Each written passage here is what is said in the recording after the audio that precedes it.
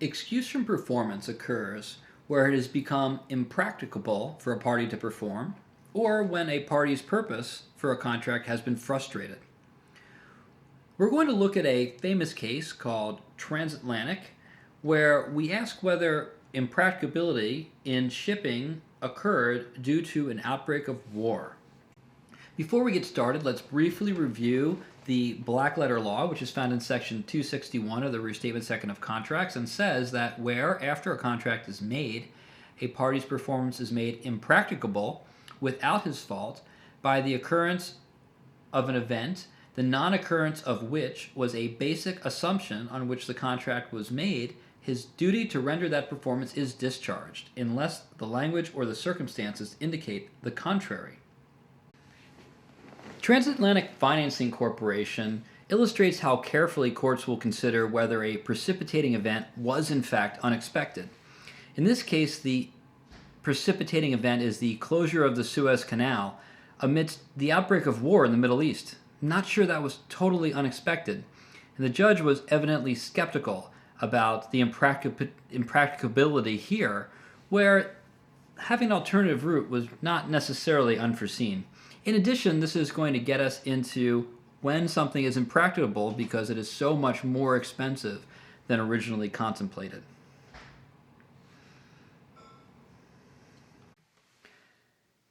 In the contract at issue in this case, the United States entered into a shipping contract with TransAtlantic to transport wheat from a Gulf of Mexico port in the United States to Iran.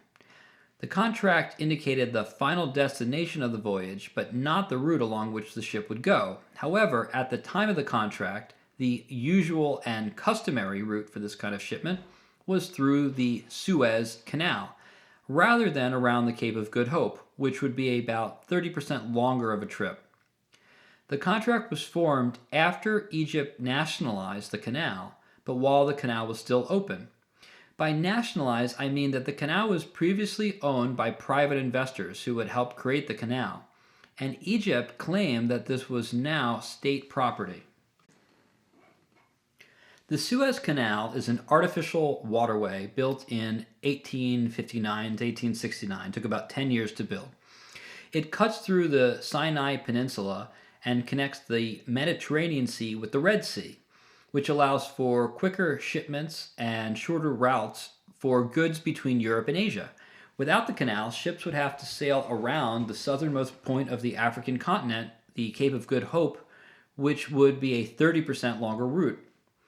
On October 27, 1956, the SS Christos sailed from Galveston Bay for Bandar Shapur, Iran, on a course that would have taken her through Gibraltar and the Suez Canal. But along the way, we had a major change in world politics. A little bit of background. Gamal Abdel Nasser Hussein was the second president of Egypt, serving from 1954 until his death in 1970. Nasser led the 1952 overthrow of the monarchy and introduced far-reaching land reforms the following year. Following a 1954 attempt on his life by a Muslim Brotherhood member, he cracked down on the organization, put President Mohammed Naguib under house arrest, and assumed executive office. He was formally, maybe officially, elected president in June 1956. So by June 1956, we have now President Nasser as president of Egypt. This was before the parties entered into the contract.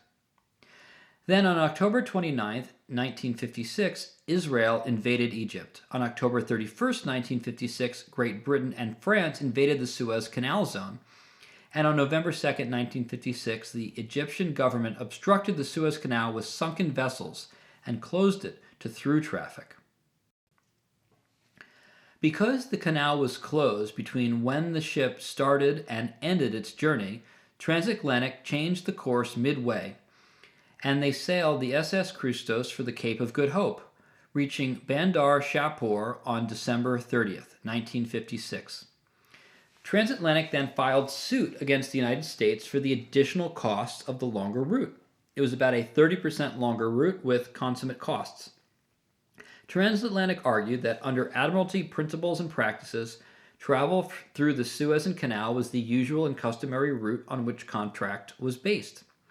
The closure of the Suez Canal rendered the performance commercially impracticable. And here we get to our impracticability defense. When TransAtlantic nevertheless completed delivery for the longer route, it rendered an additional service to the U.S. for which it should be compensated in quantum meruit. Basically, they said that they should receive the value of the services rendered on a kind of restitution basis. Let's review the timeline of events and remember that it's important that there is a supervening impracticability, meaning the impracticability must occur between when the contract was formed and when it was to be performed. So what happened here? On July 26, Egypt nationalized the Suez Canal, and on October 2nd, TransAtlantic and the United States entered into a contract for shipping wheat from Galveston to Bandar Shapur, Iran. Presumptively, on October 2nd, through the Suez Canal, ask yourself whether at this time its closure was unforeseeable. On October 27th, the SS Christos departed Galveston, Texas. 2 days later, on October 29th, Israel invaded Egypt, and 2 days after that, Great Britain and France invade Egypt too. On November 2nd, to prevent further invasion, Egypt closes the Suez Canal and blockades it. Then on November 7th, the SS Christos changes route and is now going to go around the Cape of Good Hope, a 30% longer route. TransAtlantic requested additional compensation for the longer route from the United States, and the United States said no.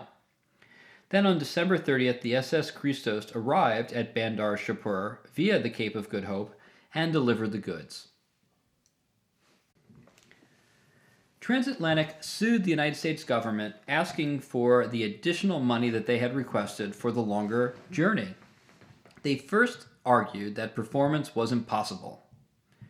Well, they delivered the goods, so that's kind of a long shot.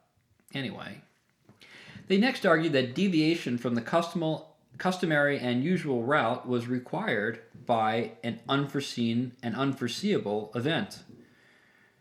Well, at the time the contract was made, we did have President Nasser in power, and the Suez Canal had just been nationalized, so I'm not sure about unforeseeability. TransAtlantic said that it conferred a benefit upon the United States for which the United States had not paid.